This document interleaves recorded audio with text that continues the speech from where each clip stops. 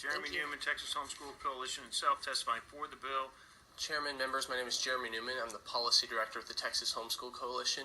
I want to address not so much the specifics of the bill, because I really think you guys understand what the bill is doing, as some of the discussion that we've had about the merits of whether this policy or different policies should be considered.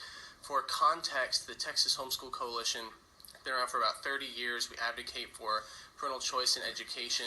This particular bill doesn't actually include homeschool students, it's specifically accredited private schools. We support it from a parental choice perspective, but homeschooling has become across the nation the fastest growing form of education, and the students score 15 to 30 points above the national average. And the reason for that is that the available choices to a parent who homeschools are so diverse that they can meet the student's needs however they need to. And that, to me, is what we're talking about here. The basic concept that parents and families will make choices to better their circumstances. And so, Representative Bernal, to your point earlier, we have to figure out how to help all students, but the different policies that we've been talking about here are not mutually exclusive. Each one might help a different student population, and I think you've heard from families and will continue to hear from families who say that this particular option would work for them. And so I don't see how there's really a question on the table about whether it will benefit some people.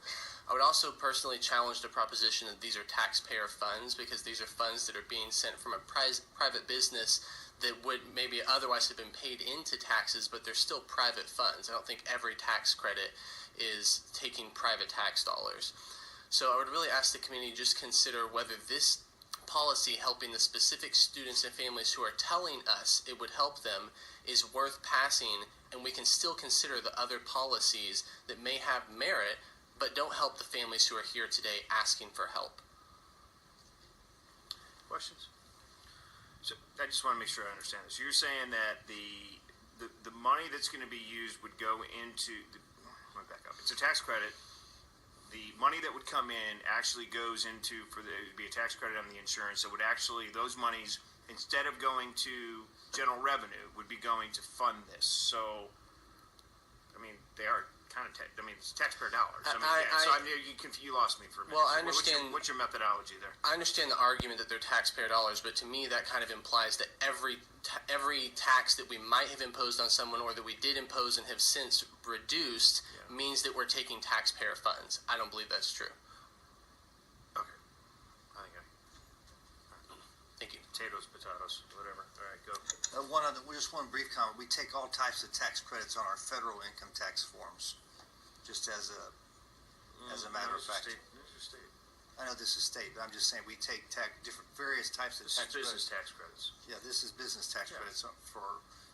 So he's calling it a tax credit as opposed to a voucher. Is that your point? That's correct. And if you look at the states around the country, all of the different programs with the different funding schemes are all called something different because they are different. And there are 20 different states, or there are 20 different programs mixed between, I think, about 15 different states that use the tax credit scholarship model. Okay, thank you.